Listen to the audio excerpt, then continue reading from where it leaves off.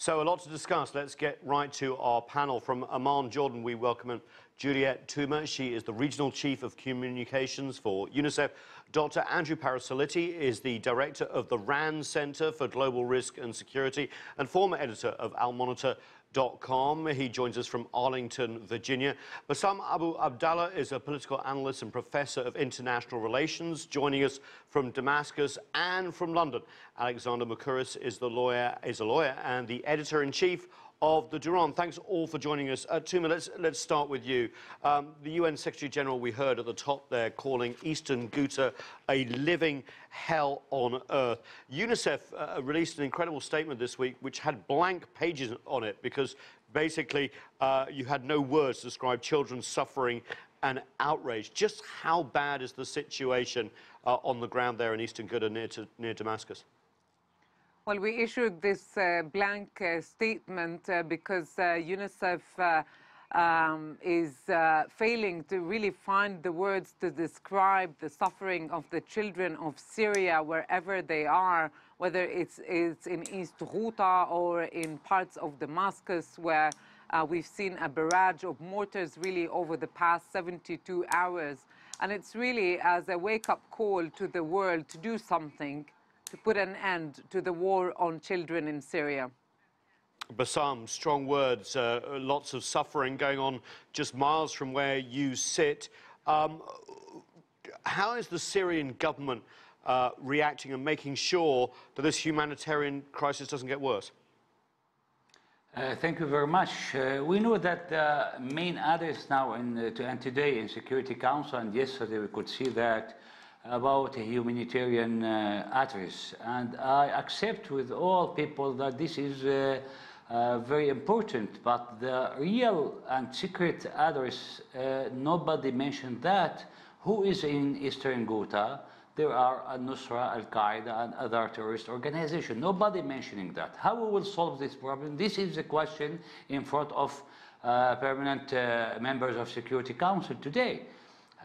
If we will make a ceasefire, okay, I am living in Damascus. Just 3 hours ago, a lot of rockets and shells is coming to the civilians in Damascus. At the same time, the civilians in Eastern Ghouta, they are humanitarian shells for the terrorist organizations. So we should be in balance to see that. There is terrorism, we should solve this problem in the eastern part of Ghouta. And the Syrian government will not leave this terrorist organization to attack Damascus, and at the same time to take hostages, okay, the civilians in the eastern part of Ghouta. This is the duty, this is the obligation of the state and of the government. I think it's for Syrian government, for British, for French, for Russian, for American. The same duty and obligation.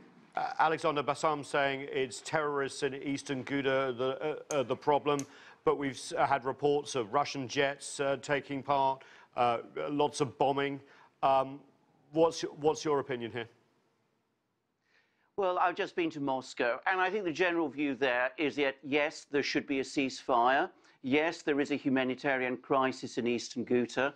They are extremely skeptical, however, whether a ceasefire can be enforced, because they are concerned about some of the people who are in Eastern Ghouta. Eastern Ghouta is supposed to be a de-escalation zone. This is what was agreed by the Russians with the Turks and the Iranians months ago. But certain groups were excluded from this. This is groups like, well, Jabhat al-Nusra, it's been called, but it's changed its name many times, which is associated with Al-Qaeda. They are located in Eastern Ghouta, and the Russians want them to go. And they don't expect that there will be a ceasefire, an effective ceasefire, whilst those people are there. Andrew, in Virginia, terrorists in there, Syrian government and Russian supporters, defending the fact that they are haven't been part of ceasefire arrangements in the past, and humanitarian suffering. What's going to be happening in Eastern Ghouta over the next few days? I think the siege continues. The Syrian government clearly sees this as an opportunity to eliminate armed groups that have been based there and continue to attack Damascus. There is a mix, as your panelists pointed out, of armed groups that may be linked to jihadist and terrorist networks, as well as what we might consider in the West moderate opposition groups that are opposed to the government of Syria. And of course, in the mix are Syrian civilians who continue to pay an extremely high, tragic, and disproportionate price for this warfare. As our colleague from UNICEF pointed out, children in particular are suffering a great deal.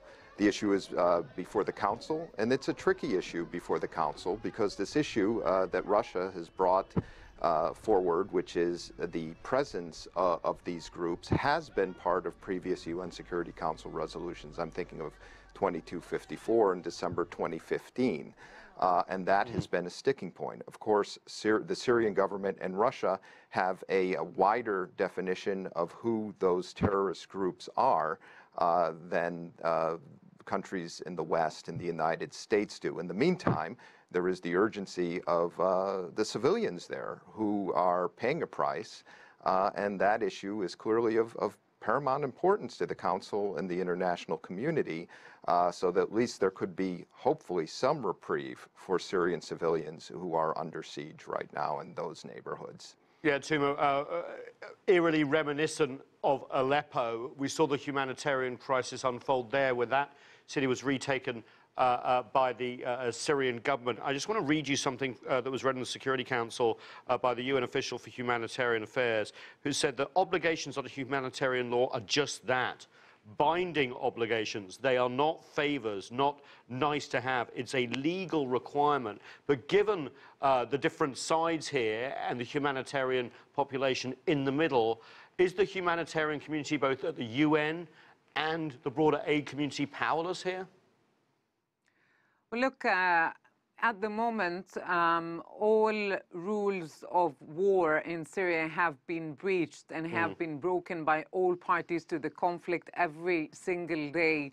And everyone is really disregarding what we refer to as the law of war or international humanitarian law, including grave violations against children wherever they are inside Syria. And that is something that is illegal, and if deliberate, the attacks on children, if they are deliberate, they could amount to war crimes. And that is something that we continue to remind all those fighting on the ground of. But would the Syrian government abide by a ceasefire, given that what Allah said of these plans to push forward into Ghouta? Would you take that pause? Would they take that pause for a humanitarian mission to go in? The Syrian government is cooperating with all humanitarian organizations and the United Nations. And the question here, who will has a commitment towards the terrorist organization? There is no commitments, because from our experience during the past months, either in de-escalation zones, they attacked Damascus in many times.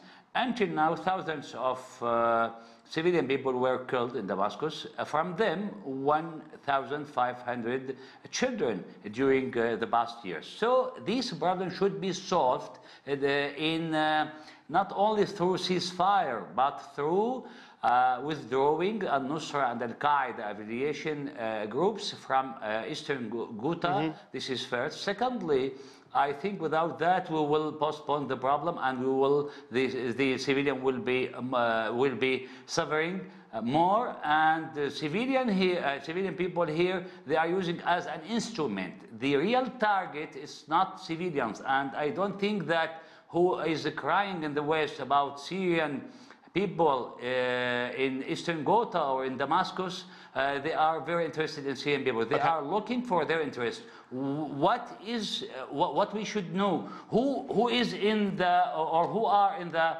eastern part of Ghouta? This is the main question. I think there are a lot of intelligence officers from the Western continent. Because of that, they are afraid, and we know that from eastern part of Aleppo. Bassam, thank you for making the Syrian government's position very, very clear. There's plenty more to discuss. We're going to take a quick break. Stay with us on The Heat.